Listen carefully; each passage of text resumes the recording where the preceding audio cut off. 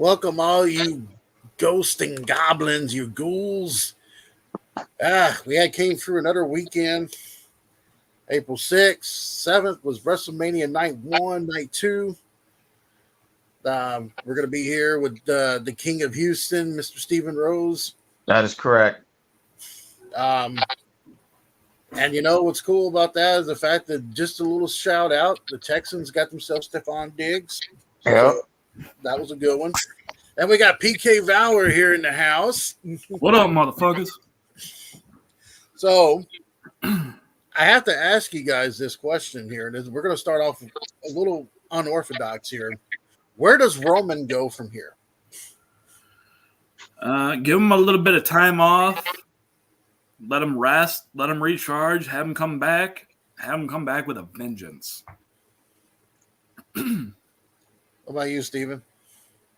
Well, from the rumors I heard that he wasn't feeling well because of the fact that they said something like his bone marrow cancer, it kind of acted up again.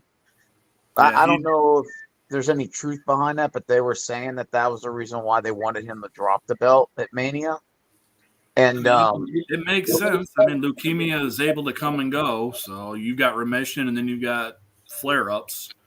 Yeah, and the thing was that like Roman Reigns didn't look like himself at Mania, but that's just here nor there. It's just speculation. I initially thought that they were going to have Roman win the match to break so that he could break Hogan's record, but that means he would have to hold the belt past SummerSlam. September 14th would be the day he would tie Hogan's streak at 1474, and it would be on a SmackDown. To me, it wouldn't make any sense because then he would have to hold the belt till Mania next year. So I just think they probably just figured, screw it. Why have him hold on to the belt for this long? Either Mania or Survivor Series, and if something's going on with one of your biggest draws, might as well have him drop it at the biggest show of the year and get that shit checked out and be, good to go. Speaking of which, Steven, he did break one of Hogan's record on night 2. That's 9 straight WrestleMania main events for Roman Reigns. He beat Hogan's 8. Okay. So he did break a Hogan record. Well, this is what you said. You asked me what's going to happen to Roman. Yeah. I think he's going to take some time off, and I think eventually he's going to come back and he's going to fight The Rock at WrestleMania 41. That's my predictions. Well, if anyone ever watches AEW, not the AEW wrestling, but A&E, they have the WWE Legends thing. I watched the one with Roman Reigns before WrestleMania. Roman Reigns still takes medication for his leukemia. Yep. That's something that he's going to have to do pretty much for the rest of his life. Right. So and that does take a toll on the body. Anybody who's seen a loved one go through any kind of cancer treatment, it ravages. Sometimes I think it does more damage, the chemo and radiation treatments, probably than being in the ring does on Roman. Here's the thing. I think what Roman's going to do is Roman's already tweeted out. He was on the treadmill, and he said, "Mourn now, day one." So pretty much Roman, I think, is getting prepared to take back what he feels belongs to him still. Now, we segue into the night after Raw. Cody comes out, The Rock comes out. That little awkward moment where The Rock wanted to hold on to the belt. Cody said, okay, as long as he can hold his. Right. So The Rock decided to come out. It's like, I'm going to be leaving for a while, but I'm going to come back for you. I don't know necessarily what he gave Cody. He gave Cody something when he shook his hand, and he said, "Don't break my heart again." But what people don't realize is there's an interview with The Rock right before WrestleMania, and pretty much this whole thing about Dwayne turning heel and going after Cody was actually his idea. Whose? Cody's or Dwayne's? Right, Dwayne's. The Rock's. Of course, because it puts him in the fucking limelight. This one's going to piss a lot of people off that are Rock fans, but that's a motherfucker that when he comes back, he's got to be the main focus. If he's not, he's pissy. He got put into the board of directors, and then all of a sudden he's politics his way into the fucking main events.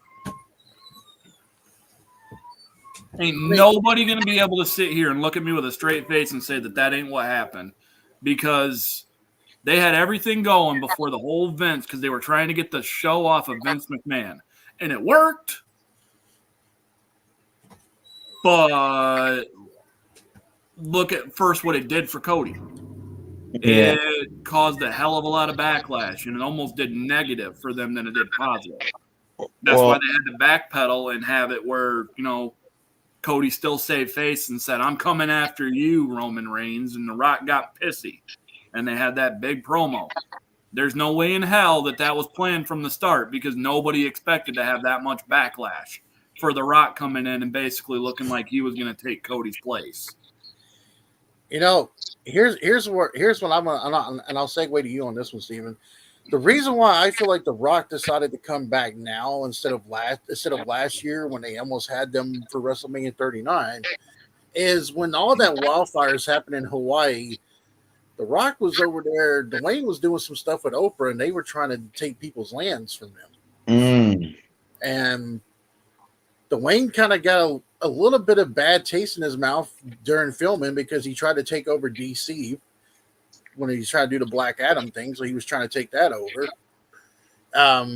So I think this is all about repairing his image for Hollywood. That might be part of it, but if he's going to catch a bigger backlash, I don't think it's going to come from DC part.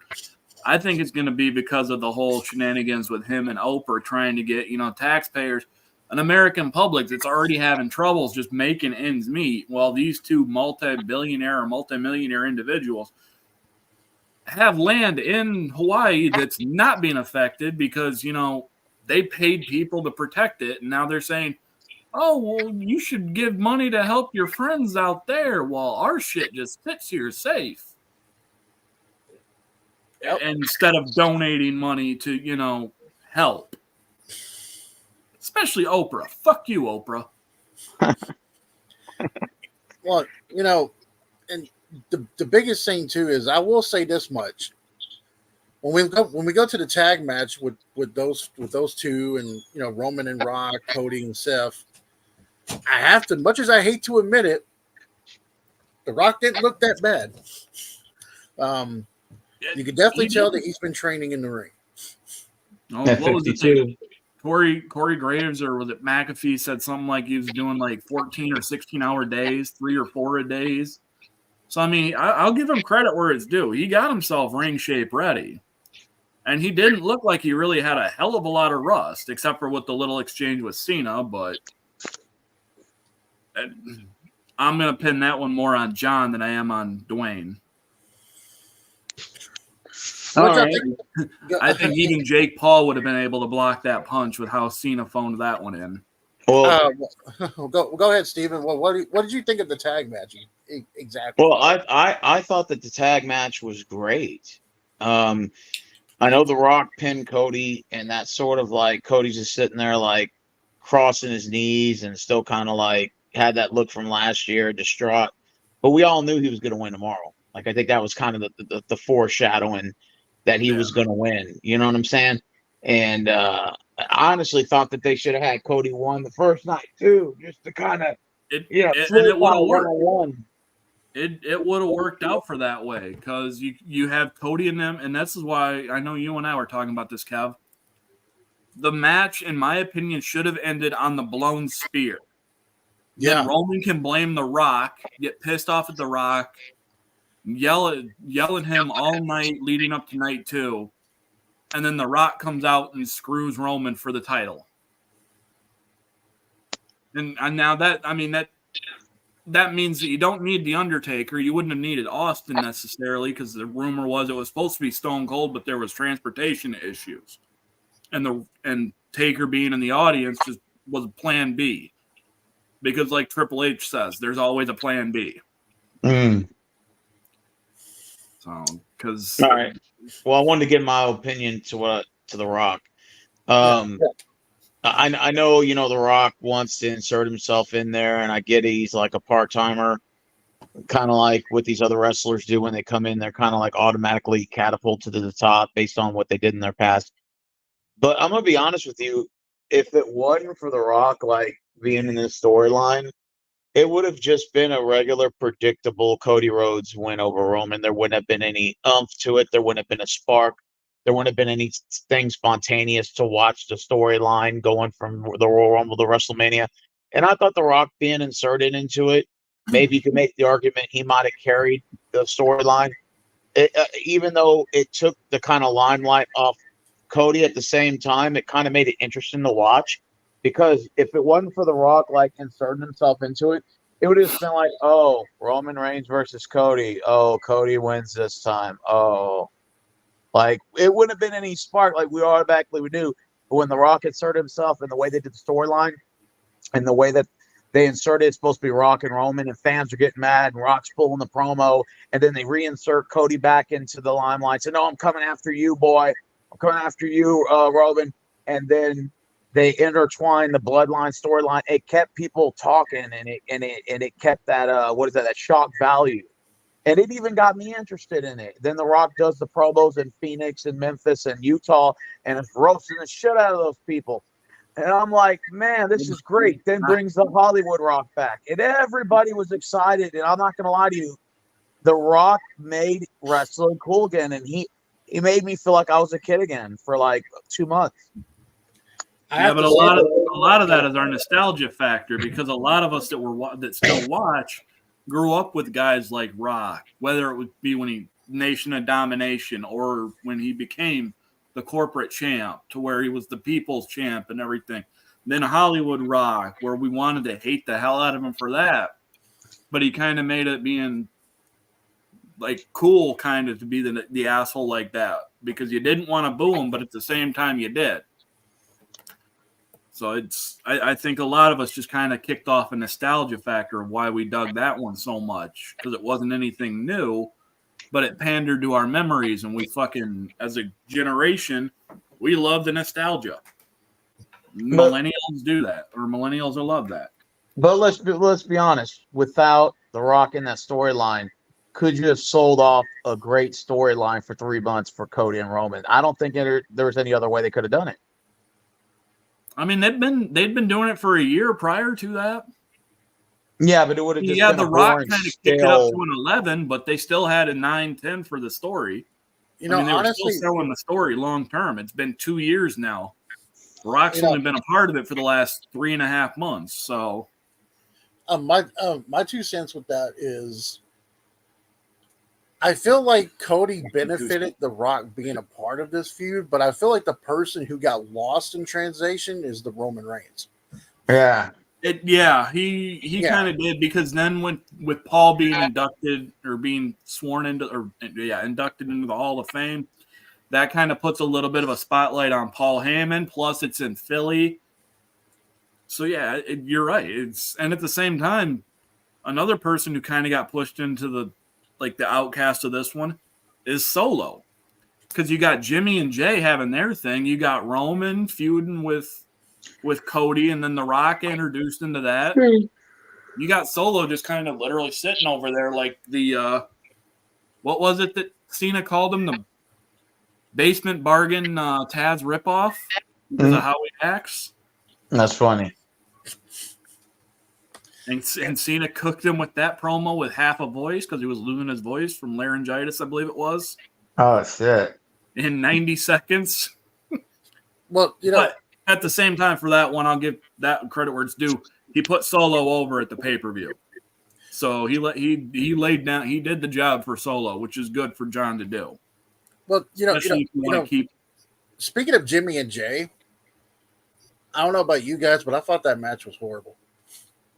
It could have been a lot better. I had a couple of people I was talking to. They thought that the spear off the stage spot or the rampway spot was a better interaction with Jimmy and Jay than the whole match they had the night before.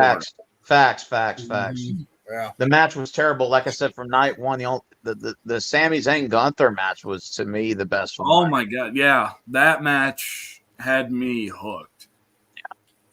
The only thing I kind of wish that they would have given KO the win on night 2, but at the same time, Logan Paul's just one of those guys that you want to see him get the shit kicked out of him. So They're going to keep the U.S. title on him and make it one of those things where people are trying for it. So it'll at least keep it relevant. You know what I kind of like the creativity that WWE did is that they have the press conferences, kind of like how they do with ESPN with their athletes, like for NBA or whatever, and they interact with reporters like it's like the basketball game or something. And then I also like how they brought the parents ringside and allowed the wrestlers to trash talk back and forth with the parents of the wrestler they're going against. I thought that was really creative. That particular part's not new. Flair did it when it was Flair McMahon. John Cena and the Miz's dads have actually jumped the barricade and they got involved during feuds. I think it was, who was it? Miz and who? Christ, I can't remember. I can't remember, but it was Cena and Orton because yeah, Cena's dad got punted, and then it was supposedly gave him a concussion, so he turns around like 4 or 5 weeks later and punts Orton in the side of the head. So the family getting involved isn't something like overly new, but it is nice to see them like get involved. I do like what happened though. I find it hilarious of Drew McIntyre. Like the legit tweet. I mean, obviously he knew how the show was gonna go. Bored at work, everything. And then the interactions afterward, I don't know if necessarily, hey, it's like him and Damian Priest were like, hey man, you should like share this, retweet this with something of your own, like just to play off of it because that's what Damian Priest had done. But it worked. He was there, and the only problem that sucked with that one is it was almost too predictable for the cash in. But at the same time, with how things have been going between Punk and Drew McIntyre, it was one of those things where it's like, could it happen? Maybe, maybe not. I was honestly, if I was going to see the cash in, I was expecting it to be because Rollins retained. But because he had gotten the crap kicked out of him on night 1, he would have gotten the crap kicked out of him on night 2.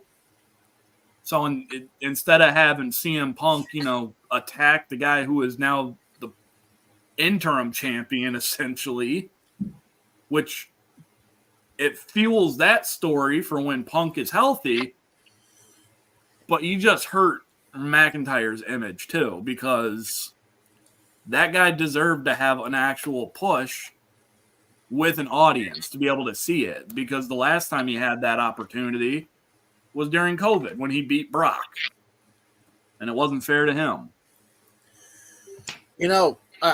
I will say, though, the one thing I did like the AJ Styles LA Knight match. The only thing I did not like was AJ Styles' new theme.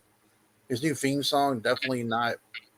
I heard a lot of people loved it because the Country Boy theme was just getting stale. So it's like it adds a little bit more new edge to him. But I really don't. I'm not going to let new music tarnish an image of somebody like AJ Styles to me. Well, I still like his music better than LA Knights. Well, I'm gonna ask you, Steven, what'd you think of the Philadelphia street fight? I thought it was pretty good, actually. For what it's worth, yeah. I mean, they had some really good spots. Yeah. I liked the was up. I really popped for the Russian leg sweep off the apron for the gals through the table. Oh, yeah. Because that's not something that I was expecting to see. I kind of figured that, the Hurt Business was going to go over.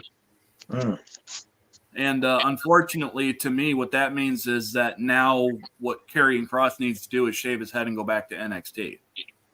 Because now he's just floundering again on the main roster, and this time it's not Vince's fault. But when he had his NXT run, he was dominant. He was great. Yeah, he was. He's a really good talent. Kross is really good. He is. And that's nothing against, and you'd think that with a mouthpiece like Paul Ellerling being the manager could kind of help, or at least have him continuing, to manage AOP like he had done. But I think the one part that was very nostalgic is when when Karrion Kross got into Bully Ray's face and Bully Ray put on the glasses. Put on the glasses and then did the was up. I mean, that. Honestly, the way they had the camera too, I did not think that they had him positioned properly. I thought he was way more closer to the ropes, and I'm sitting there like, wow, he might as well do like a springboard version of this because he ain't no way in hell he's gonna hit him. Well, I can honestly say that I thought that Montez Ford actually almost went into the crowd. If he didn't put his hand Oh on my that, god, yes. if he put his hand on that post, he would have been like into the crowd. He went. Oh shit! He would have flew right into the crowd. Mm-hmm. Yeah, and I love. Speaking of Ford, I love Montez Ford's From the Heavens because the way the camera gets it is it looks like that son of a bitch is up in the ceiling. Yeah. It's obviously for effectiveness, you got to give it between RVD and Eddie, but for just sheer showmanship, yeah, I got to give it to Montez Ford more than RVD, even though RVD got that big ass extension to make it look like it genuinely killed him too. Ford just has that little extra bit. Yeah, he does. And some people were talking about the. Hell, even Logan Paul didn't have a bad looking frog splash, and his actually looked almost more like a lowdown. People were talking about the tag ladder match. There were some good spots in there, and there was some. Unfortunately, I missed that one, but hats off to Awesome Truth. It's the first time R-Truth ever has won at WrestleMania. Yep. Oh wow.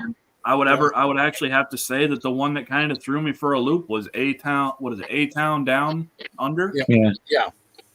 It just seemed like a tag team that was thrown together that quick even though those guys are buddies behind the scenes, I didn't really think that they had a whole big like tag team, like actual legitimate team going. They were just kind of thrown together last second. I mean, when you have the ladders like that, something's going to happen with it. I mean, some people were hoping they would see the Hardys again because Matt Hardy didn't get re-signed by AEW, so they were hoping for like a Hardy reunion. But I don't know. Maybe we might see that. I don't know. I mean, down the line. But about to ask you guys, what you guys think? What you guys honestly, think? I don't want to see that because it's just both of those guys. I don't know what more there is really that they can do. Now, if anything, they just do it just because they love it, but they're just because of the years of abuse doing all the ladder spots, the table spots, just jumping off of shit left and right. It's taking its toll on their bodies, and you can definitely see it with Jeff more so than that. Wow. Jeff's not coming back to wrestle. He might. I don't know if he's still under contract with AEW. Oh, yeah, I don't know if Jeff still is. But it's more so just the body.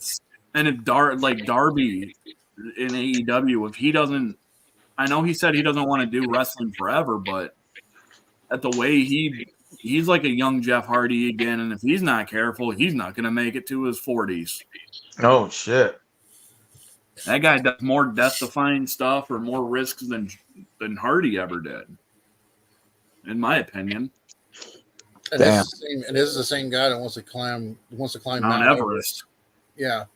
Which, that part I can get behind. Like, that shit sounds cool. Like, if I actually had the ability to, I'd say, hell yeah, let's get the team and let's do it. Damn. But then you don't know if you're one of the other thousands of people whose body is literally frozen up there as a skeleton or a mummy. So let me guys ask you, what you guys think of Rhea and Becky's match? I felt, to be honest with you, I know Becky was sick. Yeah, she had that match. I think she said she was dealing with strep, so she had 102 fever or something like that. Yeah. Damn. I heard that they kind of kicked it off pretty good, and they had according to the experts, they had a barn burner, but I think Io and Bayley had the better match for the women's matches. Personally. Yeah, I agree. Yeah, I agree. And there was a better story behind Bayley and Io than there is for Rhea and Becky. Yeah. Because damage control is something that's been going around has been there for a bit. Mm-hmm. I really didn't care about the Rey Mysterio and Andrade versus Santos Escobar and Dominic Mysterio because I was almost hoping Carlito was going to turn on him. I think everybody was expecting Carlito to turn. I actually would have expected it to be Andrade because before Andrade went to AEW from WWE, he had that big back and forth for months. Yeah, it was with Rey Mysterio. So I'm thinking at the same time that the purpose of putting Andrade and Rey together against Santos and Dominic was just to get Andrade back out there. Because the last time I remember seeing him was when he came back for Royal Rumble. I haven't really heard or seen anything for him wrestling in the ring, but Andrade has never been one that I've really been super duper high upon. So I think right now he's kind of got his job back from like a nepotism stance with Charlotte. Yeah. I think she's out with an injury. So Charlotte's out? Yeah, she's got I think she's been out for a bit. Yeah. But because I don't remember seeing her at Royal Rumble even. Mm-mm. She's been out since December with the ACL tear. Okay, so she's gonna be gone all year. Yeah, she could be out all year. And I mean, I will say Bailey was out for 9-10 months. I think it was when she tore hers. No, Bailey tore her ACL. Yeah, this was a couple of years ago. Yeah. Because that's when she came back and she had started up Damage Control with EO and Dakota Kai. Yeah. It was after she came back from her ACL injury. And didn't Seth tear his too? Oh yeah, at one point. Yep. No, Seth tore his MCL. Yeah, MCL. Not the ACL. He tore the MCL. And that's actually the rumor of why they actually had Seth drop the title too, is he's taking time off to heal from injuries. Oh shit. Because a lot of the experts, I know one of them is a guy from the Ruthless Aggression era, Matt Morgan, keeps toting. They go, "Oh, SummerSlam, Cody versus Seth. Cody versus Seth." Man, if you paid attention, you'd see that Seth is going to be gone. How the hell are you going to have Cody versus Seth when Seth ain't even going to be there? Facts. They'll find a way. They'll find a way. The dude's supposed to be having surgery. He ain't going to be ready to go in 6 months if he's depending on the surgery he's having. I think at SummerSlam we're going to see Cody versus The Rock for that belt. That's where I'm thinking it's going to happen. But I think when that happens, I think Roman's going to screw The Rock. Whoa. I could see it doing that, or what they do is they continue on with this whole bloodline feud stuff, and they have it like an internal civil war. Like The Rock beats Cody, and Roman gets pissed and goes, "That's mine. That's supposed to be mine. I'm the head of the table." To where The Rock starts going, "Not anymore, you ain't." So it leads up to Rock versus Roman at WrestleMania 41 for the head of the table and the undisputed Universal title. Yeah, I think if anything, they'll have them two fight without the title. But you're saying it will be with the title on the line? Wow. If that's how they decide, if that's how they wanted to book it, I'm not sitting here saying that's how they're gonna book it, but that would be how I could see it going if for some reason they had Cody drop the title to The Rock at SummerSlam. What do you guys think about a triple threat between Rock, Cody, and Roman? That's a possibility for SummerSlam, but I actually think at WrestleMania 41, and knowing Triple H likes to keep titles on people for a while, and he likes to tell a story. If there's a great story to be told, turn Randy Orton heel at WrestleMania 41 and face Cody for that belt. Now, the really not a question about it is, though, do you have Cody go over? Do you have Randy go over? Because Randy really doesn't need to go over. He doesn't need the title. No. He's still even as a heel, he didn't need the title. He just needed to be vicious. But at the same time, you kind of babyface heels only work for a short period of time because it's so much easier to have your top babyface chasing your top heel to get that belt. So let me ask you. Okay, by the way, I have to say this to Dwayne Johnson, and I will tag him in Twitter later on this one.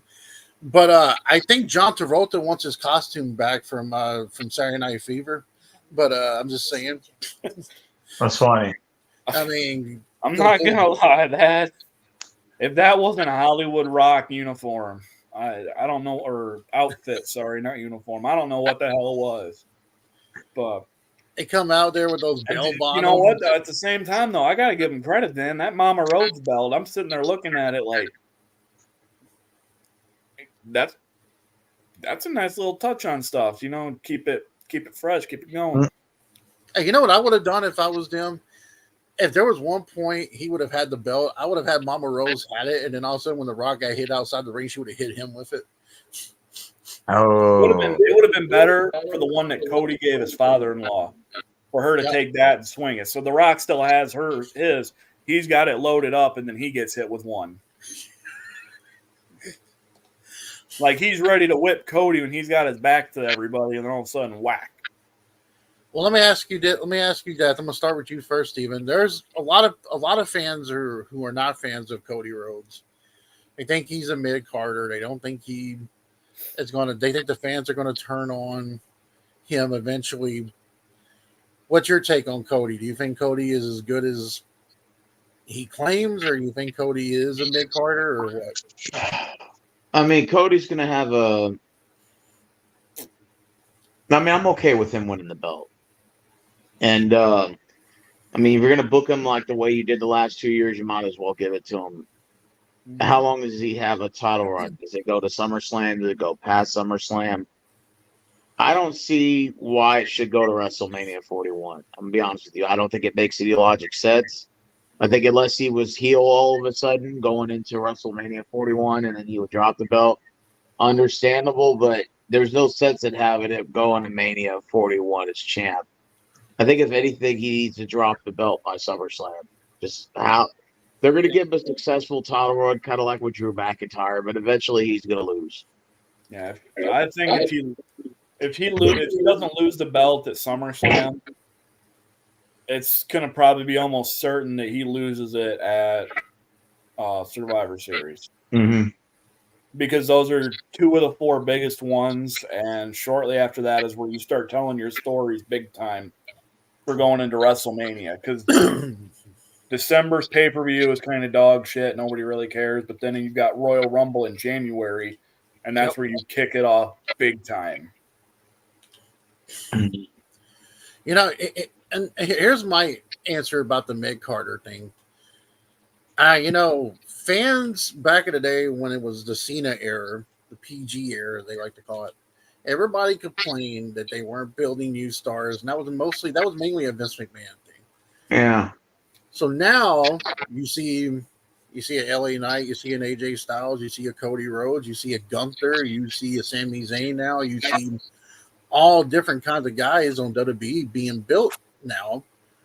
But they're still not happy about it. And I think the reason why they're not happy about it because everybody, and I hate to admit this, and I think, I don't know, PK might agree with this one, but I'm sick and tired of people giving The Rock a break. They give him a pass every single time. And it's like when Stone Cold came back 2 years ago at WrestleMania 38. There wasn't even that big of a buzz for that. No. It was just like, okay, he's facing Kevin Owens. Whoopie-doo. But then it's like, ooh, The Rock's coming back. Hooray, yay, let's suck on his dick. And that's what it felt like to me. Yeah. I mean, like, and don't get me wrong. I'm a big fan of The Rock's promo work. I like what he does, and I like him as a heel. I think this is probably the best heel work he's done in a long time. It's just... And he didn't need his notes on his wrist. No. This time. He had Ryan Jorts with him, though. But I think the problem is that I think what it is that Cody's not the guy that most wrestling guys wanted as champion. I think that's what it is. They just wanted to see Rock versus Roman Reigns. I would have been fine with Rock and Roman Reigns this year if it wouldn't have been for the belt. Yeah. If it would have just been Rock and Roman Reigns for the head of the table, and Roman already would have dropped the belt, I've been like, Yeah, if he would have dropped the belt at Royal Rumble to somebody, and then that person just is a 2-month transition. Yeah. LA Knight, yeah. Dummy, yeah. Well, see, here's the thing, though. I want the dummy button. They need to bring back the dummy button. LA Knight, in all intents and purposes, when he was in TNA, he was considered a mid-carder as Eli Drake. Yep. True. But he also, at one point, I think, had the TNA title at one point, too. I think at one point he did, yeah. And that's the thing that sucks, is that you've got guys that have been around in the business, like AJ, even Shinsuke, who's kind of fallen down the mid-card now. Shinsuke's gone, falling down bad. LA Knight, LA Knight and AJ, they're guys that are in their 40s. They're not going to be around many, many more years. Yeah. So you can't really build around these guys and put a heavyweight title on them. Realistically, it's guys like Gunther. It's guys like Grayson Waller. It's Austin Theory, Braun Breaker. Mm-hmm. Those are the guys. They're the guys that are still the future. Who I'm a big fan of. Maybe not so much Grayson, but I mean, everybody's toting that Gunther, Austin Theory, and Braun Breaker are all people that are going to end up as future world champions. Mm. And I don't disagree with that one fucking bit. I like that guy on NXT, D-Jack or Jack. Hijack. Yeah. I think he used to be. I think it used to be T-Bar or something like that, and whatever the hell that one was. I think he's going to be one, but I love Braun Breaker. I love his intensity. I love the fact that he goes 20. Another one that I think is going to be a champion, that he's going to be an underdog kind of champion, like a Daniel Bryan, is Dragunov. Yeah. The only thing that I can't stand about Dragunov is the finisher. I think the finisher is just. I think it's weak. Lacking. Yeah, it's lacking. Be right back. What's his finisher? It's called the H-bomb, but all it is he basically, the guy's on the ground and he just dive elbow. Like just throws a dive, almost like a phenomenal forearm without coming off the ring or off the apron. The ropes. So sometimes he'll come off of the top rope and do it, but. So would you think there would have been a different reaction? Because, I mean, I know a lot of people wanted Stone Cold to be the one to attack The Rock, and obviously it was Undertaker. But would there have been a different reaction if it would have been Brock Lesnar?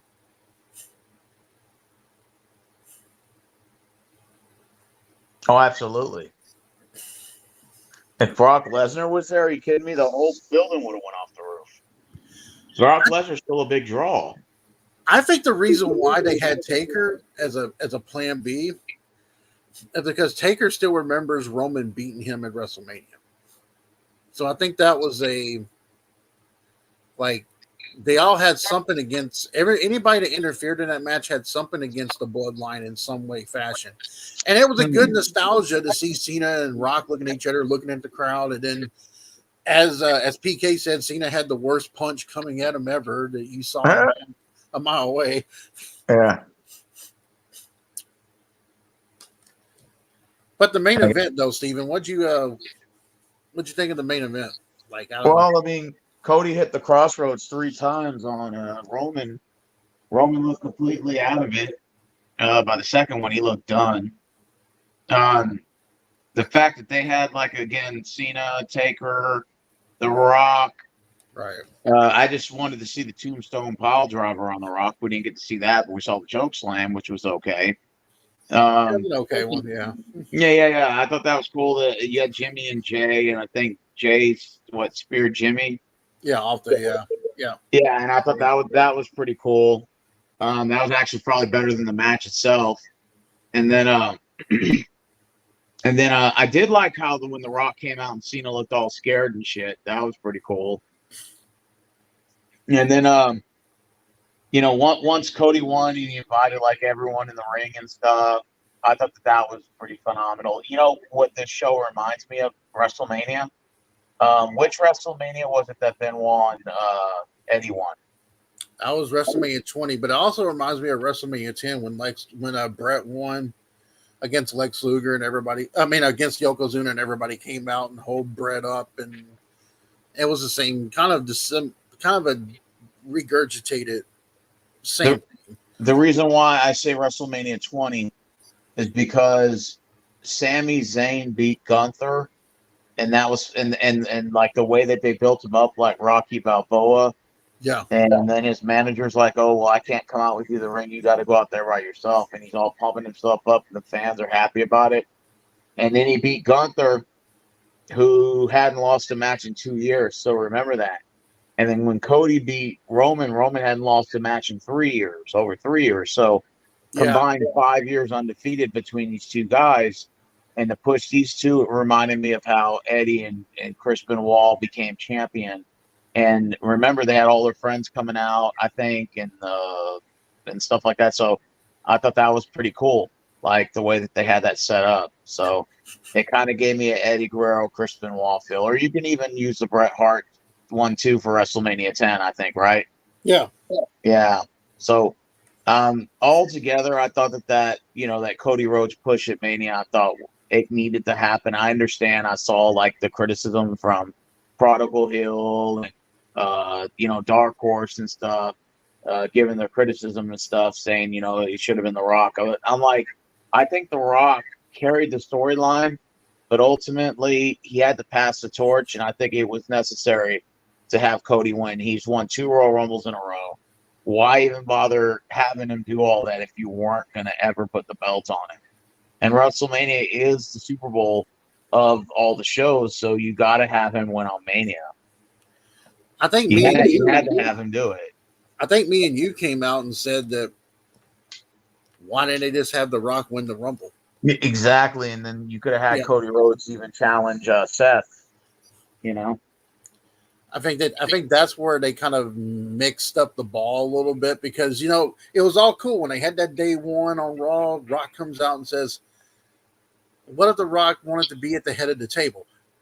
That set the motion before Royal Rumble, and I was sitting there watching Royal Rumble, and I'm like, "Okay, number 30, The Rock's going to come out. Hopefully, Rock is going to come out," and he did. And I can understand why fans had some backlash about it. They're like, "Wait a minute." You had Cody be the 4th guy only in history to win 2 Royal Rumbles, and you're going to have him just give it up to him? I mean, that's why there was backlash. And there was backlash in between on both sides because people look at it like Cody's not the guy. And then there's people looking at it like, well, Roman needs to break Hogan's record. But here's my question about that. And I came up with this today, and I have a coworker who's a wrestling fan. They asked me this question. It's kind of like the Forrest Gump thing. You remember when Forrest Gump went to go run, and then he said, "Well, I went this side. I guess once I went to that side, I'm going to go to this side." Well, say if Roman would have beat Hogan's record, then they would have been like, "Well, the next record to break is Bob Backlund's 1,800 days." So then you would have been like, "Well, let's try to break Bob's." And if you would have broke Bob Backlund's, then you would have wanted to try to break Bruno Sammartino, which would have been a 10-year run as champion. So, I mean, if you think about it, even if that's why I was like, the Roman thing has got to end. Yeah. I mean, is Cody the guy? We don't know. I don't know. But I will say I got a little emotional when Cody won because me too. His father not being there, and I know that WrestleMania is a tradition in my family, and my dad not being here for 2 years, it got me because I'm like, man, I feel that emotion because my dad's not here. If my dad was here, he probably would have liked the fact Cody won, but he would have also been kind of like old school with it, and he would have been like, he's like, Cody's not believable, and he would have been. That's how he would have came off with it. So my dad was old school with that. But I'm just saying, like, what would you would have done with, and say for example, if The Rock would have fought Roman. Here's another scenario. If Rock would have fought Roman and beat Roman Reigns for the title, The Rock's going to be filming from April to August with this new film. So that championship belt would have been gone from April to August. SmackDown wouldn't have had a world champion. So these are things that I think sometimes fans don't necessarily understand. They don't think that logic because they're looking at it like, well, you could have put someone else in their place. You could have put LA Knight in that place. You could have put that guy in that place. And I mean, I get it, but I also look at it like, I look at it from a business standpoint because, I was in indie wrestling before when I was when I was a young adult. I know how stuff works backstage. It's not one of those things where it's like there's a plan A, there's a plan B, there's a plan C, and there's a plan D. And my apologies, gentlemen. Had dad duty. Well, I have to tell. Hey, PK, I said this while you were gone, but I told it to Steven. If the people who were mad about Cody winning, if they would have had Roman Reigns hold on to the belt and beat Hogan's record like they wanted, it would have been like a Forrest Gump thing. It'd been like, well, since I went to this side, might as well go ahead and beat Bob Backlund's record. Well, now that I beat Bob Backlund's, you're going to have to try to chase a 10-year run of Bruno Sammartino, and I know for a fact you ain't going to catch that. No, I'd have been pissed if they did that shit. Yeah. So, I mean, even if you would have done that, but here's the thing, though. Roman Reigns, as champion, only had 54 or 55 title defenses. Hogan had 478 title defenses. It was also a different era, different time. Different era, yeah. But I will give it where it's due. Hogan doesn't have leukemia. Now, I'm not using that as a crutch, but when you've got that, like, it comes back to we were talking about 40 minutes ago. That ravages the body, plus the treatment for that. Hogan never had to deal with that shit. Yeah, that's true. Nor did Hogan do more than 4, 5, 6 minute matches in WWF. That doesn't work for me, brother. Pretty much, yeah. Also, if you think about even when they had a long match, like look at WrestleMania 6. Yeah. How much of that was bear hug? How much of that was rest hold? Stuff where the guys looked like they were winded. But in reality, if you were to go out there and give your all for 47 minutes straight, Warrior would have picked up Hogan, period. Because, he was already gassed as it was. But the fact that Hogan went up, just neither one of them would have had the ability. They wouldn't have had the stamina or the energy to do it. 47 minutes intense. I mean, even WrestleMania 10, Brett and Shawn. A lot of rest holds. A lot of stuff to fill that gap because you can't fill an hour-long match or a 47-minute-long match. True. All that and have it going for that nonstop time. You've got to sit down. You've got to have the double knockdown, like double clothesline spot where everybody counts and the ref's doing the double 10 count when in reality it's like a double 30. Mm. I look at Roman Reigns. And that man, since the pandemic, changed himself. And Roman should definitely be talked up there as being one of the greatest of all time. Roman had a really good run as champ. I mean, you can't take that away from Roman Reigns. No, I wouldn't try to take it away from him. He did. He's had a hell of a run. And I think this makes Roman Reigns more without the championship now. I think this makes him interesting more because now people are going to be all eyes on him. Like, what's Roman going to do next? And Triple H did say that the next storyline that's going to be for Roman Reigns is going to blow people's mind. Yeah. So, whoa. I mean, because he can't have the bloodline that helps save the title. So. That's been a lot of the big things. Solo would interfere, the Usos, and then just Jimmy would interfere. Yep. I mean, and what do you have Paul do? What do you have the wise man do? Do you have him turn on Roman? Do you have him stay with Roman? So, because obviously Brock ain't coming back. Or what you could do on SmackDown is have The Rock appear on SmackDown and they all they're all now with The Rock and they attack Roman Reigns and leave him like a bloody mess. They could do that, but Yeah, they could. that also means that Jimmy and Jay got to, reconcile their brotherhood thing and go back to being the Usos. Which do WWE have that, or do you let Jimmy and Jay keep playing the solo games? Yeah. And see what happens? Because Jay Uso, I think, he could be a solid IC title holder. I don't think he's a world champion, but I think he's an upper mid card guy. No, but I'm going to ask you guys this. Do you think that they should get rid of the women tag team titles and bring in another women's single title, like an Intercontinental title or United States Championship for the women? It depends, because realistically, the women's roster is already a lot smaller than the men's. Yeah. So you almost don't even need 2 world titles for that one, let alone the tag team titles. And that's nothing against, the NXT women's titles, the Raw tag team women's titles, the SmackDown women's championships, if they still have both of them.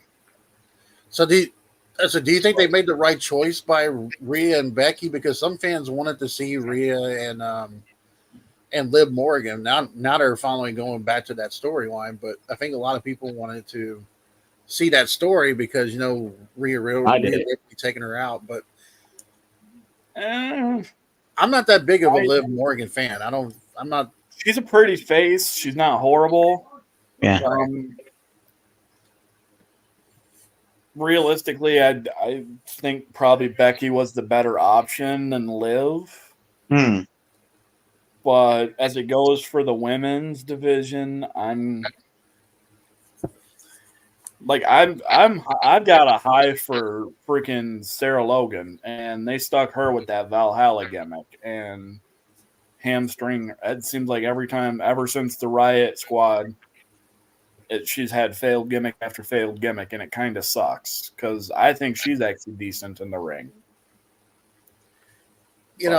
Honestly, what I would like to see, if they keep the belt on Rhea until WrestleMania or SummerSlam or whatever, I would love to see a Bianca and Rhea Ripley.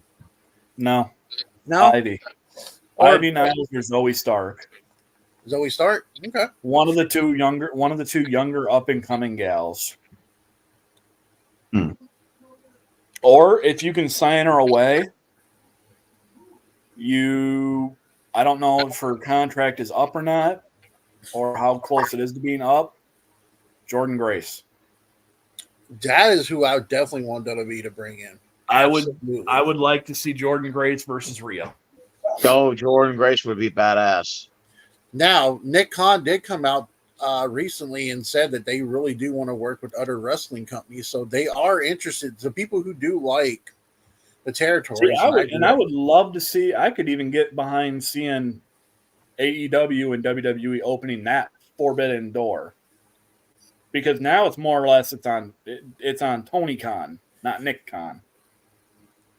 Because as we all know, any wrestling fan knows, Tony Khan already can't keep WWE out of his fucking mouth.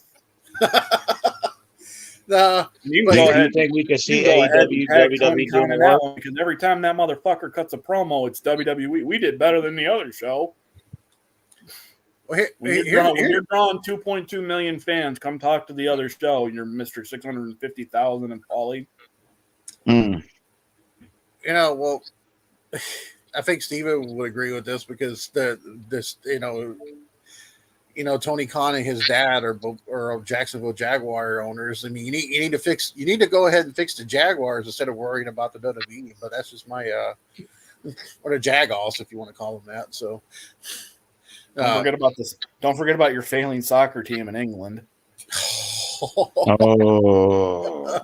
they're doing worse than the Jaguars. At least the Jaguars can bring revenue in. So let me ask you guys this. Do y'all think that this WrestleMania was better than last year's? Because I think last year's was better than this year's. Last year's was better.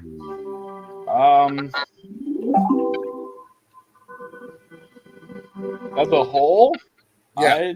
I think they were probably on par with each other. I've heard a lot of people saying that this one was better than some like 17, 19, 15. Maybe not. I'd probably put it in maybe the top 5, but I wouldn't put it, above all of those. But, and I'm sure Rem or Prodigal is going to hate me for this one, but I'll definitely put this one over anything with The Rock main events like Hogan and The Rock at 18. But which Mania was that? The one where Fred Durst was on, where he performed? 17. Actually, no. He also performed in The 19. one where he's like, "It's my way or the highway." He performed that at WrestleMania 17, but he also came out and did Rolling for Undertaker at WrestleMania 19. Okay, so WrestleMania 17. What do you remember? What was the main event for 17? Austin and Rock too. Yeah, no, Austin and Rock. I think it was 2 or 3. Yeah, it was 2. Yeah, because I think that was it. Was it the year that Austin turned on, or Austin teamed up with McMahon? Yeah, I thought that was 19.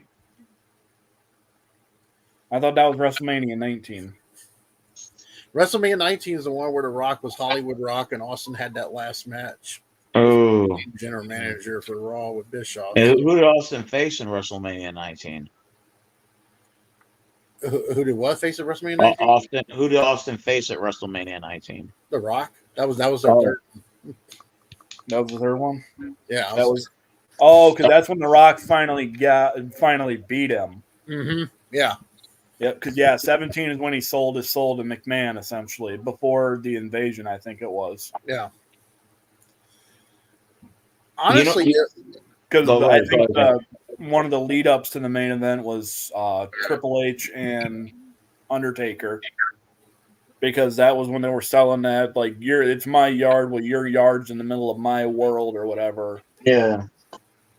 So let me ask you guys this: would y'all blame The Rock for that choke slam, or do y'all think Undertaker just couldn't lift him up very well? I think it's 50-50. 50-50. I wanted to see the tombstone, but I don't think Taker could do it anymore. Probably not, with how many times he's had his knees and hips done. Choke slam is probably safer. I wouldn't have mind seeing him do the last ride. That would have been a good one. But I think the fans were waiting for Austin. They were waiting for bated breath. I think I can speak for every wrestling fan. We were waiting for the glass shatter. We weren't waiting. I mean, we all popped for the bells, for the gong, but we weren't. That's not what we were expecting. From what I hear, Stone Cold had some flight trouble. Like he couldn't.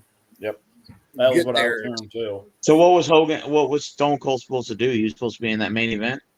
He was going to be the one who comes out and he was going to give the stunner to The Rock probably, instead of him getting choke slammed. Mm. And Austin probably would have stunned Roman too if he got up and. I mean, I could have seen it. I could have seen it be that way, because that maybe that could have been how it ended. Or it leads into a crossroads, a stunner into a crossroads. Cody Rhodes has got to quit doing those 3 crossroads at a time, because I'm like, look, it almost bit you now.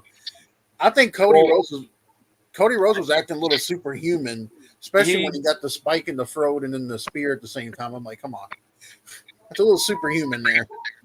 Yeah, I mean, it's no worse than when the Usos did it. Oh yeah, I think Jay kicked out of it too.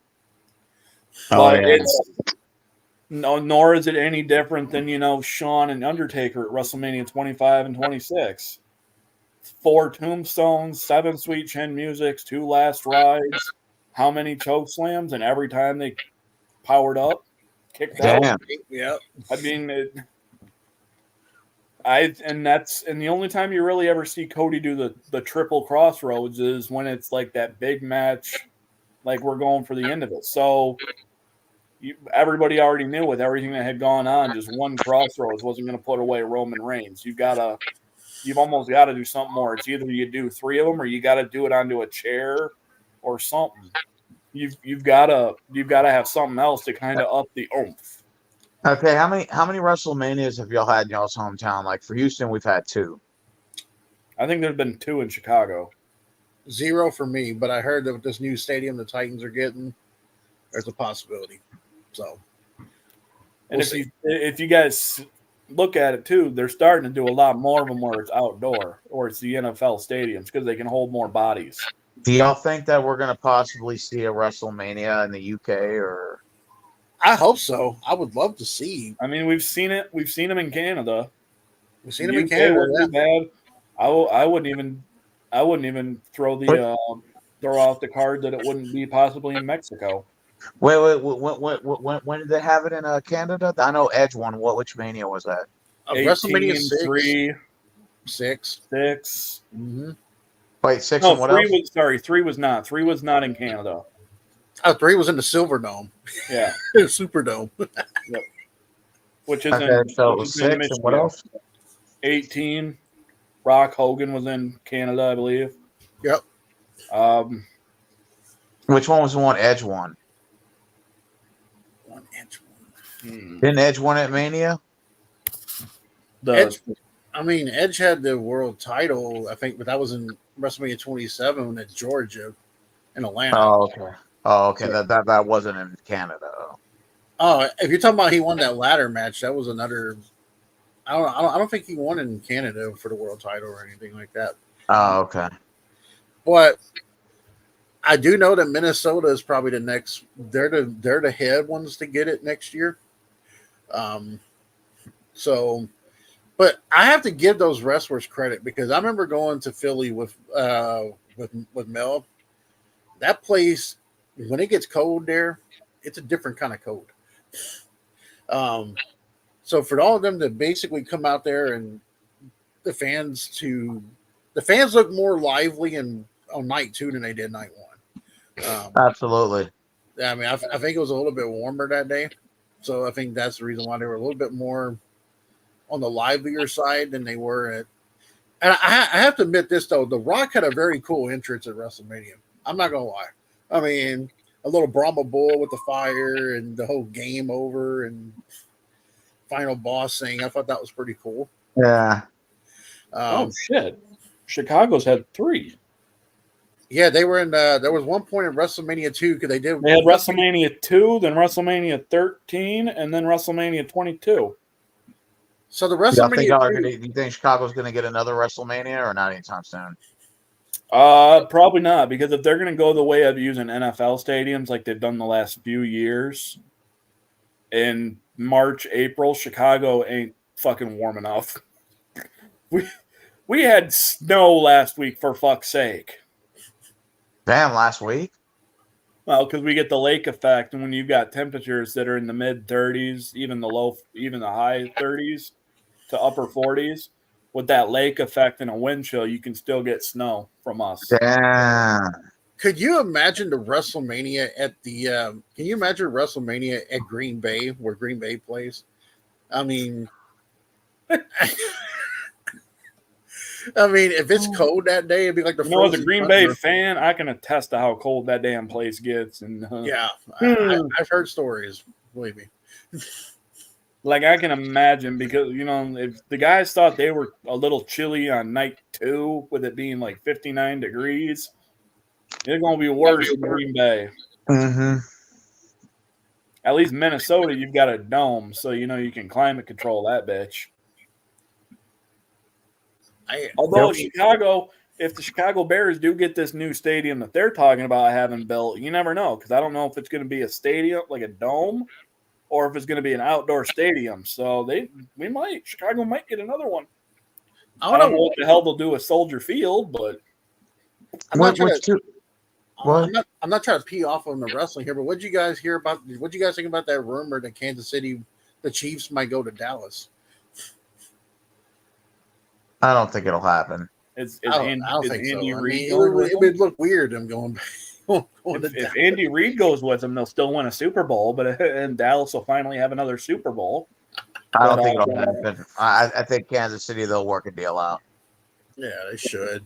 I mean, there's a lot of good stadiums that they can use now.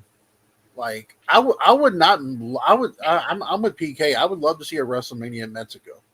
I think that would be cool to see. I also think it ain't gonna happen because it's a historical monument, but I want to see WrestleMania in the Coliseum. Oh God, yes. Wait, what Coliseum? Where's that at? The Roman Coliseum in Italy, the Roman In Italy. Coliseum. Oh, Just for the story that you could tell with that shit. bruh, Like, Jesus. that would be epic. but it ain't gonna happen because it ain't set that way. It's the Coliseum is a historical monument that isn't meant to, have shit like that happen anymore. Plus, I don't know if it's as big as it used to be. I can't remember how many people they used to say that the Roman Coliseum could hold, but You could do WrestleMania. You could do WrestleMania in Japan. Yeah, you could do it at could. the Tokyo Dome. Tokyo It Dome. gets 7 stars according to Dave Meltzer. I mean, Well, let's make a prediction. What do you guys see at WrestleMania for the main event next year? If you decide to just make a guesstimate. well, they're gonna do 2 nights, so I figured They need to get away from that shit, though. Unfortunately, and if they you're gonna, do. because if you're gonna have 2 nights, you don't need an AEW style card where it's 6.5, 7 hours. That's The old WrestleManias back in the day were only 3.5 hours. So I'm perfect with that. 3.5, 4 hours, even 4.5. I Sure, think you can give the guys a little bit more time when you give them 6 hours. So AEW, they don't have a WrestleMania, do they? Like their own WrestleMania?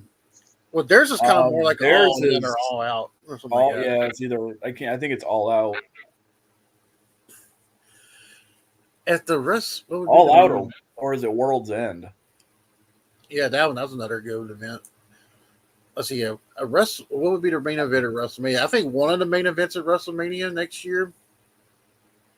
I think they finally will do a. I think they'll do Rock and Roman on one of them. I think that'll be night 2. I think they will do Rock and Roman on one of them, and I think we'll finally see Seth versus CM Punk on one of the nights. I can see that. I mean, I think they'll finally give Punk his little. I mean, we still don't know. We still don't know if Punk was supposed to win the Rumble that night. Speculation was that's what it was supposed to be, and then he was going to go after Seth. So what? Wait, Punk was supposed to win, but what happened? He got he broke his bicep again.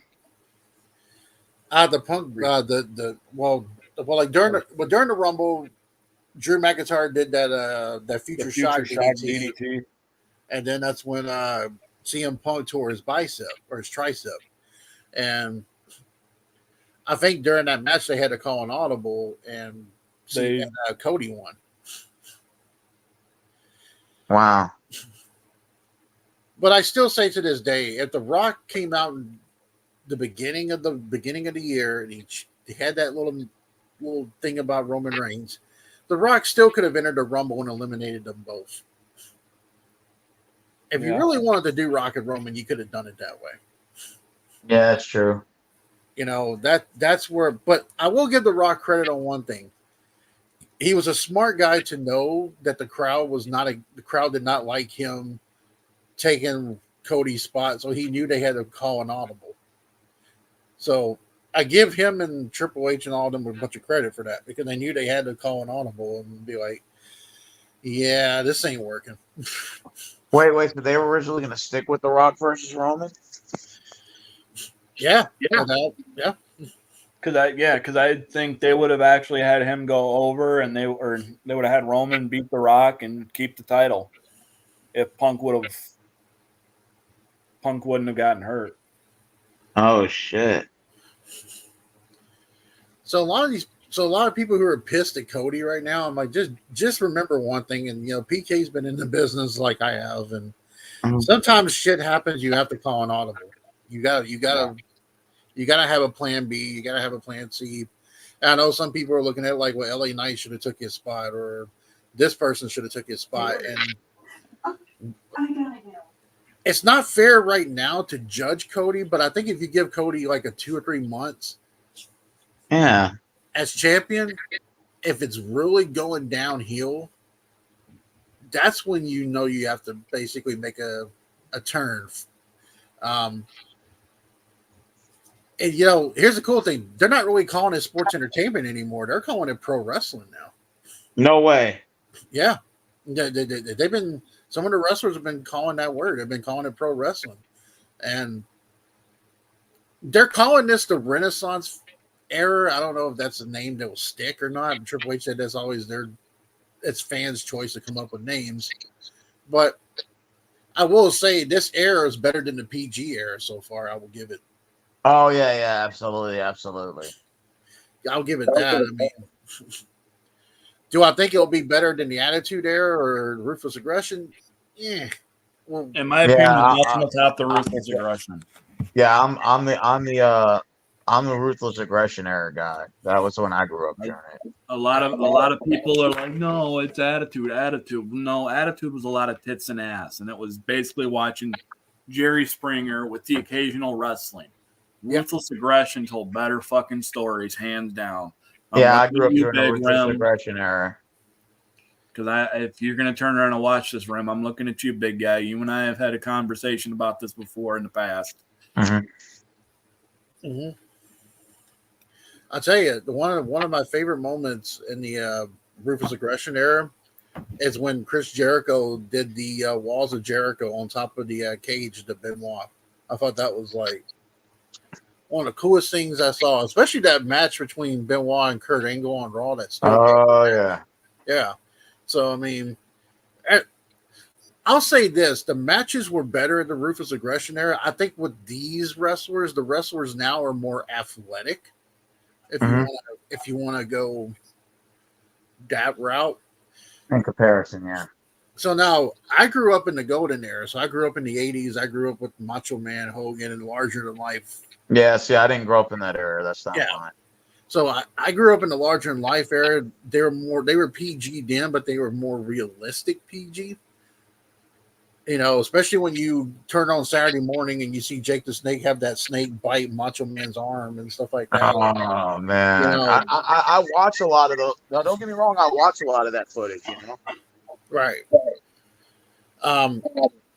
But here's the thing, though. As far as the Attitude Era goes, and this is where I'm going to give a plug to WCW because they don't get enough credit. If it wasn't for Nash and Hall going to WCW, and if it wasn't Hogan turning heel with them, Vince and the WWE would have stayed with that whole new attitude, the new generation era. They would have stayed with that with all these weird characters. WCW and ECW forced them to change their philosophy. Because wasn't WCW kicking their asses for like 93 weeks or something like that? 83 weeks. Damn. 83 weeks, yeah. And that's the thing too, because WCW don't get enough credit. I mean, it was cool for them to pay homage, Kevin Owens to pay homage to ECW with his entrance. But I'm waiting for them to pay homage to WCW. I really want that to happen. I don't think it ever will, but it would be nice if they paid the homage to WCW because it's one of those things where they don't get enough credit for changing. Because while the NWO was getting popular, Stone Cold was creeping up, and the DX had to start to happen. So if it wasn't for the NWO and the changes that WCW did, and then the ECW's over here doing all this hardcore stuff, all this athletic stuff, and they were the ones who were doing the tits and ass first. But they were actually cool because you would see Francine or Beulah get power drive through a table and all this stuff. So to be honest with you, Vince had to call an audible. He had to change. So I look at this era now with WWE, and I'm like, people are already kind of shitting on it because they don't like the way they don't like the fact Triple H is putting Cody as champion. But here's the reason why I trust Triple H is because the guy's been in this business for years as a wrestler, so he understands the concept. The wrestlers seem a lot more happier. It's more relaxed now. You're not coming to the stadium and you're not coming to the arena and finding out that the script's been ripped up an hour before it starts. I mean, that had to be stressful for anybody. I mean, like, I don't know. That had to have been stressful. Well, who was doing that? Oh, Vince was doing that? Yeah. I mean, Vince was the one over there ripping up scripts and basically, like, we're going to change this. I mean, like, but at least now you have, Shawn Michaels doing a good job on NXT. Now you have Triple H, who understands the wrestlers more. He understands what they're going through. Pretty much the wrestler said he's more approachable to come to than Vince was, because Vince had his favorites. Vince like, oh, we'll open the doors, but unless you're a big name talent or you're a friend, you're not coming through this door, buddy. So I will give Triple H some credit. Now, as Triple H, is there negativity to some of the stuff that he's ran with WWE? Absolutely. There's always going to be some kind of thing that we're not going to like. Dude, tell me that this wouldn't have stirred a buzz if Cody was holding the belt and all of a sudden he got low blowed with a guy with a mask on, and then he got pinned, and then the guy took the mask off and it was Vince fucking McMahon, and he was holding the belt. I guarantee you, everybody in Philadelphia would be after him. That man be running to the airport. And the airport ain't that far from Lincoln Financial. I can already tell you that. I've been on the champion, motherfucker. You're Cody, you're fired. Like, it's my belt, damn it. I sold the shares. That would be hilarious if all of a sudden Vince like, I owe the company guess what? You're fired. And it'll be really funny if the fact that Vince McMahon decides to sell all these shares and he gets all this money and he decides to buy the NFL. And then Vince McMahon goes, Cody, Rock, Triple H, you're fired. Now he goes up during draft night to Roger Goodell and goes, Goodell, you're fired. What if Vince goes, remember the way things used to be when I was running shit 10 years ago? We're going back to it, goddammit. We're going to go back to those little letter helmets. We're going to go back to chairs. Yeah. Dude, I swear to God, man, that shit would be fucking hilarious if Vince pulled that off. Didn't Vince win the Royal Rumble? What's that? Didn't Vince win a Royal Rumble? Yes, he did. In 98, he won. But he had help with The Rock. But yeah, he did win the Royal Rumble. Man, that was the year I was born. Holy fuck. 99, he actually won it, yeah. No way. Even though he got his ass whooped by Austin throughout the whole time. So Vince McMahon won the. Okay, when he won the Rumble, what did he do at Mania? Did he have a match? No, pretty much. He handed it off to The Rock. Sorry. Yeah, he wasn't handing it off to The Rock. He was forfeiting his title opportunity, and that was when Stone Cold got put into WrestleMania 15. Mm. Yeah, but it should have been Vince versus The Rock. So we were talking PK about wouldn't it be kind of funny if like Vince McMahon decided to sell all these shares and he ends up buying the NFL and he goes to Roger Goodell and goes, "You're fired." I got nothing. That would that'd be something. And then it'd be called the NFL. It'd be called the National Football Entertainment.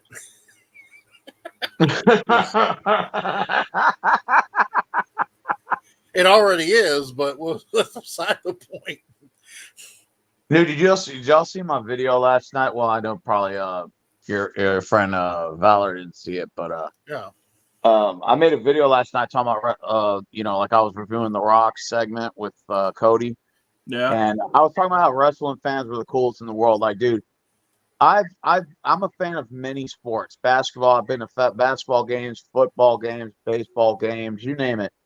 Wrestling fans are the only ones you can attend where guys you never even know will start up random conversations with you like they've known you for years. Dude, it's epic. Like, I love wrestling fans. Pretty it's much, like we live in this virtual reality, sort of world. Like, racism is okay, bigotry, sexism, all that shit's okay, Well, there's two different kinds of wrestling fans. There's the ones when you go to a show they will do the whole woo chants. They'll talk with you in the crowd. They'll talk to you in the arena. Yeah. Everything's cool. But then you have the internet wrestling fans who basically are the little migrants. They're like the little peas that are on a tick's asshole that are the ones that I think has caused this business to be so salty in the first place. Because it sucks, because when I go on TikTok, I see these guys and these girls on there, and they do have their favorites, because let's admit, some of these girls look at some of these guys and they're like, oh, I like him because he's cute. No, of course. But at the same time, in defense, I mean, there's definitely guys that look at the women and be like, she's hot. Yeah, Liv Morgan. We wouldn't give a shit if they actually had talent. We'd be like, she's hot. Yeah, Liv Morgan's like hot. Yeah, like when I look at her, I think she's hot. I don't care if she's a good wrestler or not. Rhea Ripley is hot. Yeah, I ain't gonna lie. Mommy's got. She did a podcast with Logan Paul.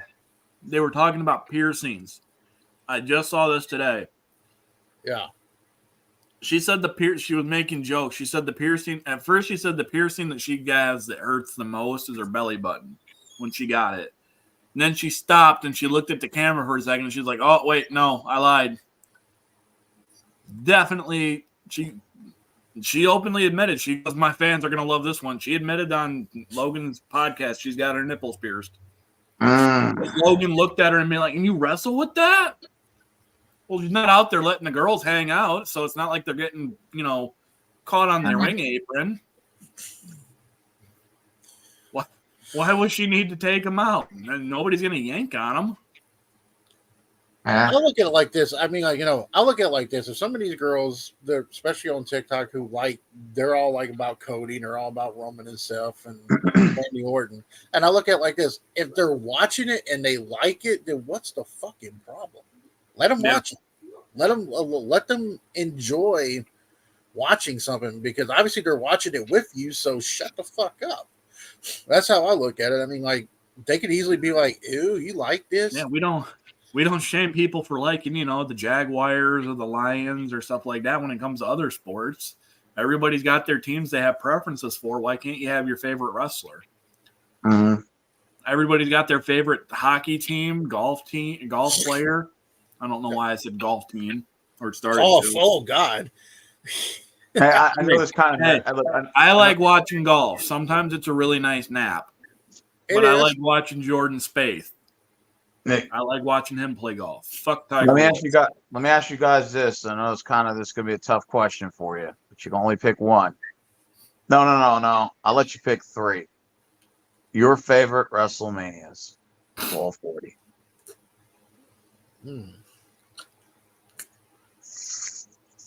You want to do it, PK? You want me to go? I'll say 17. My number one personal favorite. I don't need three. I only need one. My number one personal favorite is 14.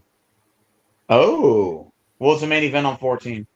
Austin and HBK with Tyson. Oh shit!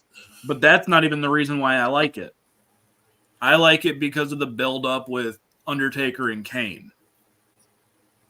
To me, that could have been the main event, because you had built that story of Kane being the unstoppable monster, and then Undertaker needed 3 tombstones to put him away. And realistically, if you watch it, there's the kick out that Kane actually does is damn near close enough to where it would have been a before a 3 count still too. So you were able to keep that story going, is that the Taker just got lucky. But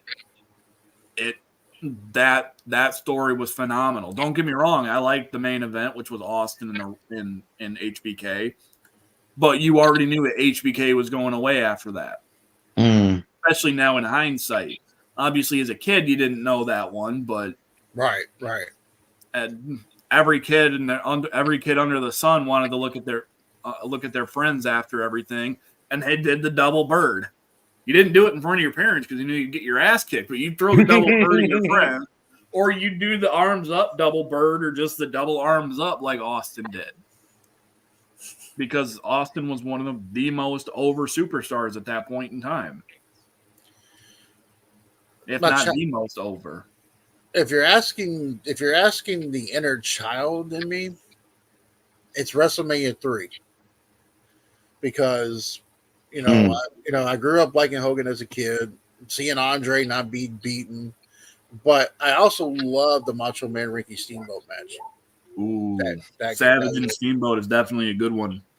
Um, Yeah, I hadn't been born yet for that one. I was born 2 months after 3. 3 was in 87. I was born in May of 87. WrestleMania 3, I think, was in March of 87. Yeah. So if you're asking me my favorite WrestleMania, I would have to say WrestleMania 19 because that card was stacked. WrestleMania 19 was stacked. Shawn and Jericho was a good story. Yep. Even the Hogan Vince story was Hogan Vince story was a good one too. The Austin Rock finally got that monkey off his back. Yep. Beats Austin. And then that's after that is when Austin kind of has gone away and comes back as the sheriff. I still kind of wish that they would have had Booker T beat Triple H, but that's for another. Well, we're not going to get into that one. That was Triple H's golden shovel era. Which Mania is the one where Benoit and Eddie Guerrero win the titles? 20. Okay, then that's my second favorite one because of that triple threat match. Because that triple threat match is one for the books. Yeah, absolutely. I'm going to go with WrestleMania 20 for me. And WrestleMania 20 was nice because you see, like, John Cena won his first ever title as United States champion. He did that FU to Big Show inside Madison Square Garden. It was a moment there. The Rock came back and teamed up with Mick Foley to face Evolution. You had Goldberg and Brock kind of stunk up. They phoned that one in. If I haven't seen a match phoned in. But it was cool to see Taker come back with his dead man gimmick, and then but that triple threat match between Shawn. Although that match with Kane was pretty lacking for 20. It was. Wait, what was the triple threat match again? It was the triple threat was Benoit, Shawn, and Triple H. Yeah. Oh. And then Eddie versus Kurt Angle. Kurt Angle for the title. Mm-hmm. That's the one thing I loved about that match between Eddie and Kurt Angle is that's the first time I saw someone loosen up their boot to get out of the ankle lock. It was smart, but and then get the pin. Yeah, with one boot on. I mean, people may not give Benoit enough credit, but in the ring, phenomenal. Like Paul Heyman has said, in ring, one of the best ever. But it's always going to be overshadowed because of what he did. Absolutely. I mean, that's just how it's... And that's just the way the cookie crumbles. But I have to ask you guys this. This before I know I have to eat here soon, but I haven't eaten since 11 o'clock this morning, so I hear you. So, who do you think is the best champion in WWE history so far? Oh, that you've seen in my lifetime? Yeah. I'll let you go, Steve. Well, I didn't start watching wrestling until about 02, 03, so. Sorry. I was real young at the time. Oh God, shit. So I'll have to say, or you want to count from the time I was born to the time now, or no? You can talk. You can go back to watch. Or do you want to say that since I've watched wrestling before I was even born? Because I've watched wrestling in the 80s and early 90s too. All of it. Yep. Okay. If you want to say from all time, based on what I've seen, oh God, I'm gonna say of all the champions I've seen, which one's the most entertaining? Well, Ric Flair's hold the most belts. I know him and Cena are tied, but that doesn't mean he was the best champion. Is this count WCW too? Yep, counts everything. Oh shit! Oh man, I may be sounding biased when I say this, but I would probably say, and this is a heavyweight championship, right? Yeah, I'm gonna say the best champion of all time. Maybe I'm sounding a little biased saying this. I'm gonna say Bill Goldberg. Because his reign was pretty good, like from how they built his character in from 96 all the way till 99. Yeah. Until he lost that streak. That was probably one of the greatest fucking like builds that they ever did for a wrestler ever. Like I don't think they could ever top something like that off. Even though I know Bill Goldberg's not really just the best technical wrestler, but his speed and agility and his wrestling IQ is really good. You know, and he had a lot of strength too. You know. All right. About you, PK? Well, when you're going into all of that, man, it's pretty hard to put into it because Savage was good. As much as I hate to say it, Hogan, especially WCW Hogan, it seemed like was better than WWF Hogan. Yeah. And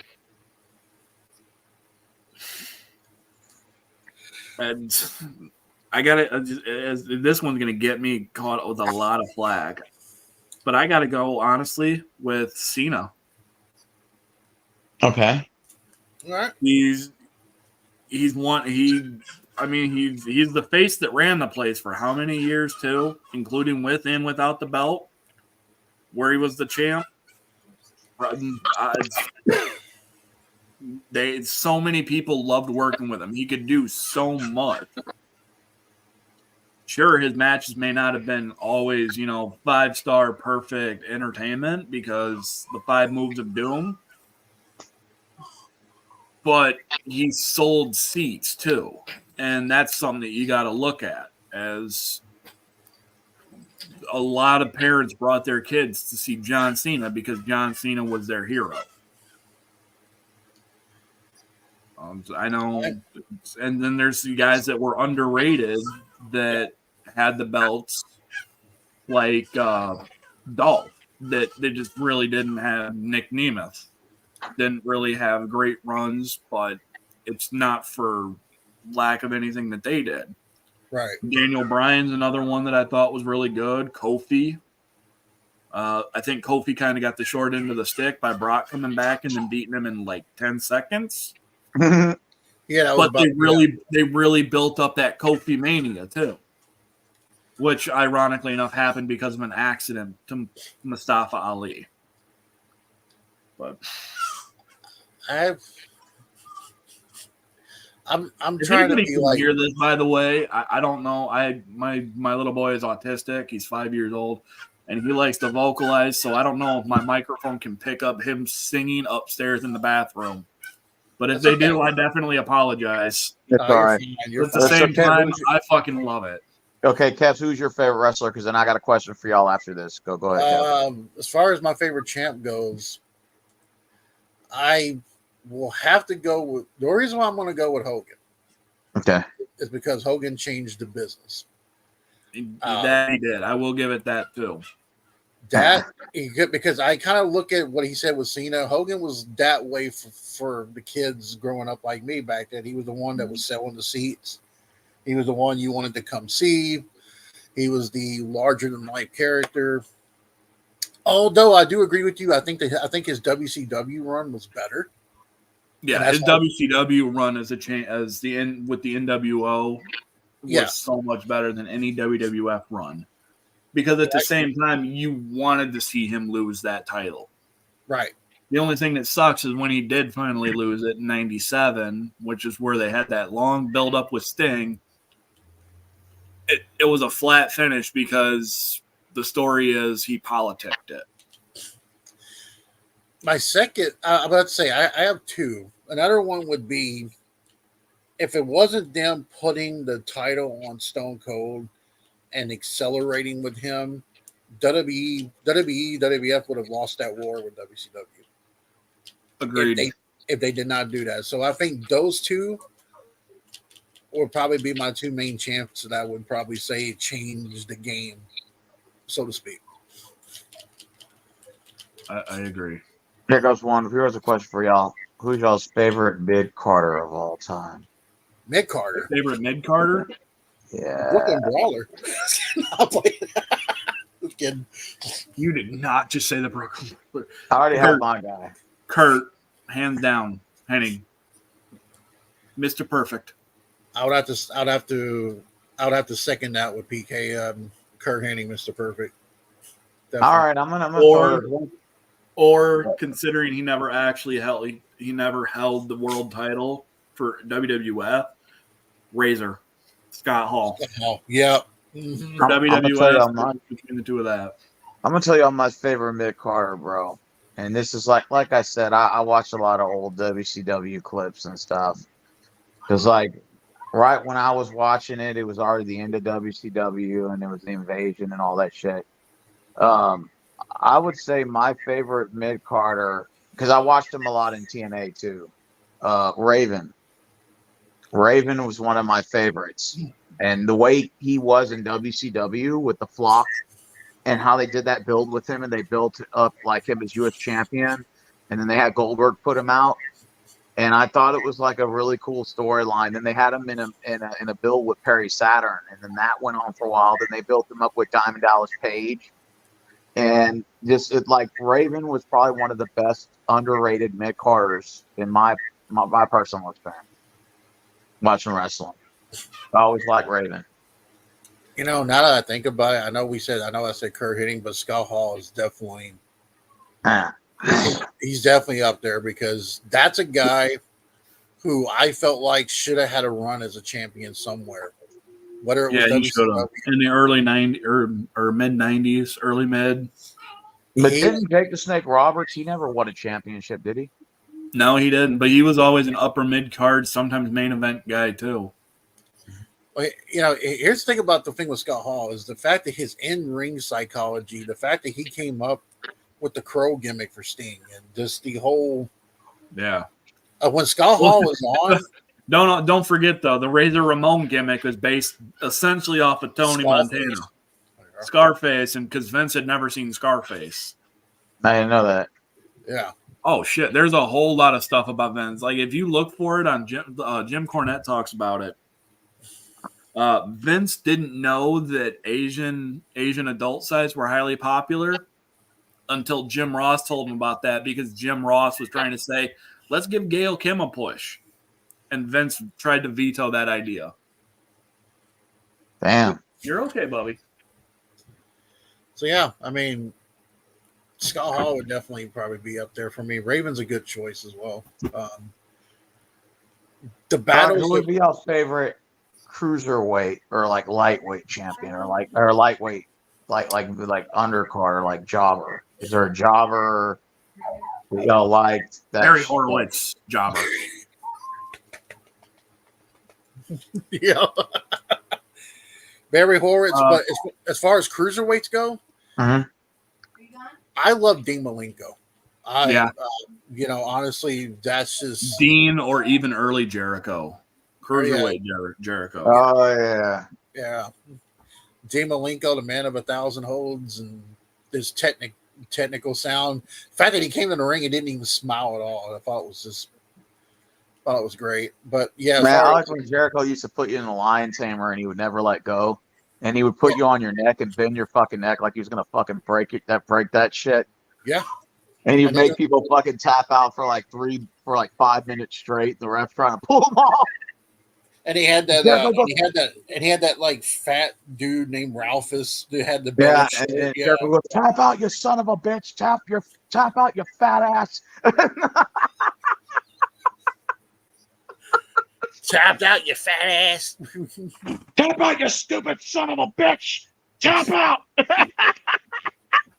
And he used to his Canadian voice came out more. He's like, "You will never be the same again."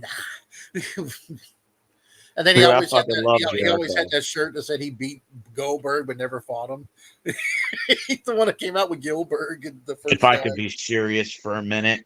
Yeah. Remember that? Lance Storm goes, if I could be serious for a minute. Lance Storm. Good Lord. Remember when he formed Team Canada? Yeah, I do remember that. Oh, another one of my favorite cruiserweights is I don't know why I loved him, but I loved him. I don't know if y'all remember, but I love La Parka. I love La Parka. Oh, rest in peace, La Parka. La Parka was just great. I mean, I believe he's still alive in Mexico from a neck injury or something like that from a wrestling match. I believe the original La Parka is still alive. Nah, he died. Go look it up. Okay. Oh, Yeah, the original La Parca's dead. He died in Mexico at like a neck injury or something during a match. well, I mean, the one thing I loved about him was the fact that he dressed like Skeletor. He had the skeleton thing and had the chair, did that weird looking And he thing. did the dance. Yeah. But another guy who I liked as a jobber was Alex Wright, the guy with the little hair and the what going. Oh yeah.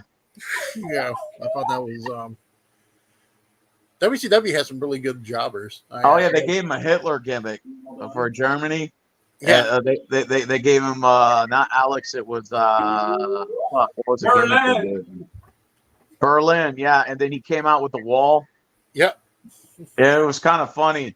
Like he'd come out the wall and they go, maybe he's gonna build a wall around East Germany or something like that. They used to joke around, and then he's like, I refuse to speak the English language because it's disgusting, and he would talk shit. He was saying in German, and then he had that woman translate for him. Hey, did y'all like Vampiro? Oh, I loved Vampiro. I thought Vampiro was, yeah, I liked him. I liked him with the ICP and everything. I thought that was pretty cool. Now, Sting's not a big fan of him. But Didn't they have a wrestler that they brought to WCW who was like imitating Kiss, the band member? Yeah, there was. I forgot that fool's name, but remember? Yeah, I remember him. Yep. See, when I was watching, it was like when WCW was cheesy like that. It was like going out of business. And then they had the guy dressed like Mortal Kombat from Glacier, and then they had Mortis. Oh, Glacier was a bad beast, man. Yeah, at first he was, because you're like, wow, cool. He looks like Sub-Zero from Mortal Kombat. Cool. Then they put him in a Godzilla gimmick with that Japanese guy, that Sonny Ono or something like that. Yeah, they put him in the Godzilla gimmick, and they were imitating like the words like in Japanese, like in the movie. Dude, that shit was going out of business. I remember one time I was watching a Monday Night Nitro, and like I think Sid Vicious like powerbombed somebody through a big bag of popcorn, and me, Gene Oakler was like, "What are you doing, man? What if somebody wanted to eat that?" And then he just fucking powerbombed somebody through a bag of popcorn. It was like a giant bag of popcorn in the. I still think the gruesome thing I saw was when Sid did that leg drop and he broke. He broke his leg. That was some. I couldn't watch that. I still can't watch that. I mean, I've seen it one time, and I will not see it again. He broke his fucking leg, man. That would make me turn. I'm like, I nope. He really broke it in real life, right? Yeah. Oh yeah. It was broke. Broke. He What had happened? He it didn't hanging like this. And, dude. I mean, a guy like Sid Vicious should not be doing a leg drop off the middle rope, but that's just my opinion on that. I mean, he's too tall, man. Yeah, you're too tall. You're 300 something pounds.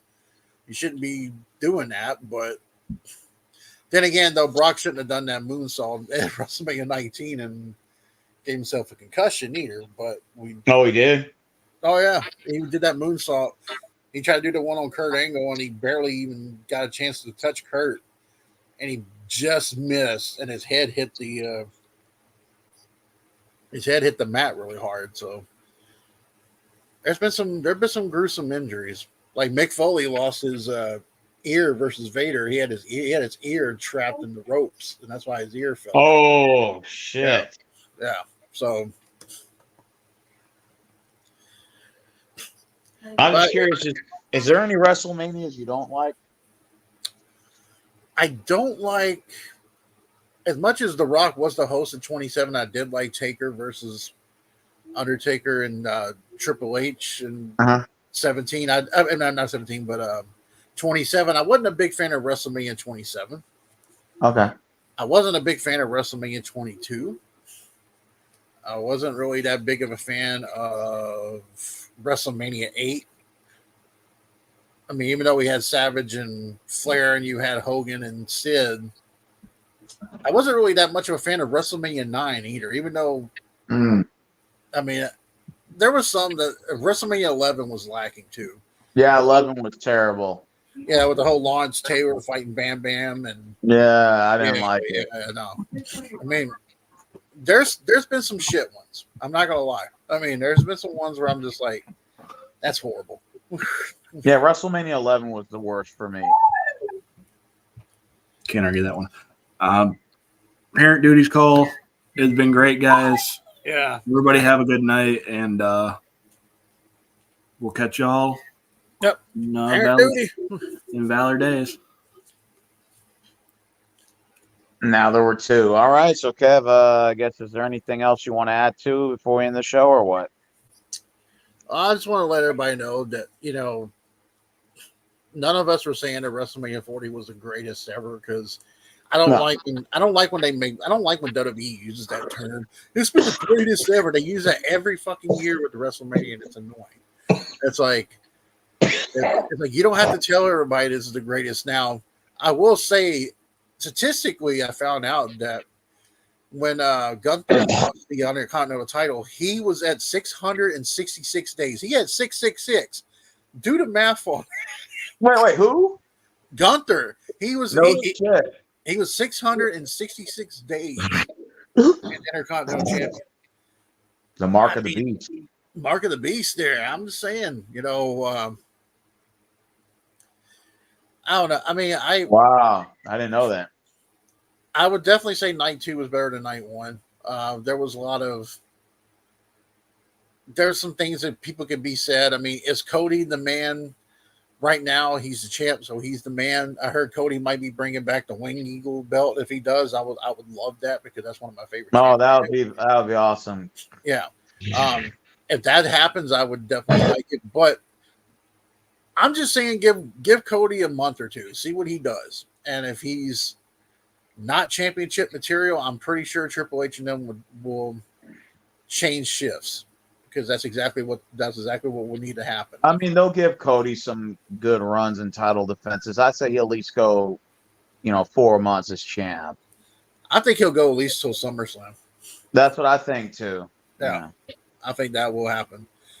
And we might see The Rock versus Roman versus Cody at SummerSlam. When's the next pay-per-view? I think it's June 9th. I forgot what show it was. The next pay-per-view is going to be WrestleMania Backlash, and it's supposed to be in France. Yeah, June 9th, I believe, right? No, actually, it's in next month. Oh, shit. Okay. Yeah, so I think that's the next one. So we'll see who they put against Cody then. I think the draft is coming back in later April. Wait, they're bringing the draft back? Yeah, they're bringing the draft back. So we'll see where that all comes down to. Are they going to switch champs? It's like, is Damian Priest going to go to SmackDown and then, Cody's going to stick with the belt at Raw? They might do that. They've done that before. So I don't know. Well, we'll see what happens. But when are they doing the draft again? I think the 26 or 27, 28, almost around the same time the NFL is doing theirs. Okay. How long does the draft last? For a whole year, right? It's supposed to last for the whole year, but sometimes they have these little things where some people from Raw will come on SmackDown or some will come on Raw. And it's just, I honestly think they need to get rid of the draft altogether and just put them all on Raw and SmackDown and just get it over with. Oh, so you think it's stupid to do the draft? Yeah, I honestly, because you already got them all together at certain points. The pay-per-views are all together, so you might as well just kind of put them all together, have one world champion, have one women's world champion, have one tag team champion, and just let it be. That's how I would do it, but obviously I'm not the writer of WWE, so I can't do that. Well, I mean, if you don't do the brand split, then you're not going to see everybody get to wrestle. That's the only thing, right? Yeah, that's the thing.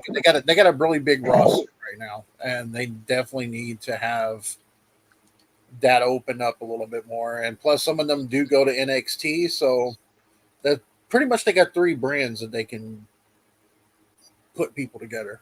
No, I never thought about that. I forgot about NXT. They had when is NXT showing? NXT was shown right before WrestleMania Night 1. They did their nightstand, or they did their pay-per-view earlier in the day. So I think their next one will probably be in the next month or two. No, so they don't do it every No. like WWE thing. Okay. No.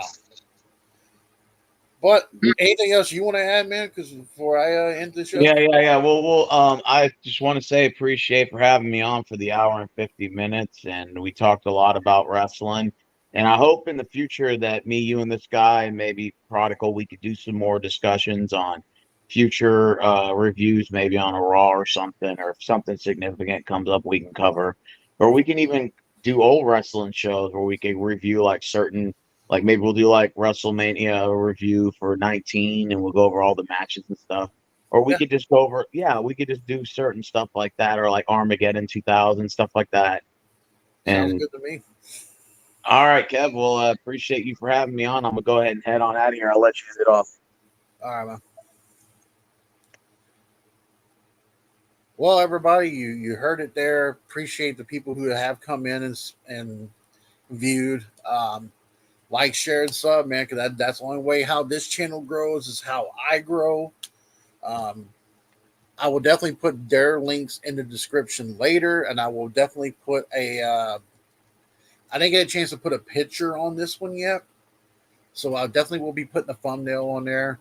Was having a little problem with it on Google earlier, but all in all, I did enjoy myself. WrestleMania is kind of a tradition with my family. We've been doing that for a long time, and it's something that I knew that my dad, even though he's gone, would definitely want me to do.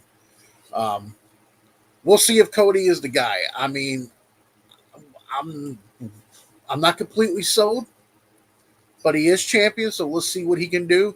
But anyways, peace and love, everyone. Like, share, and sub.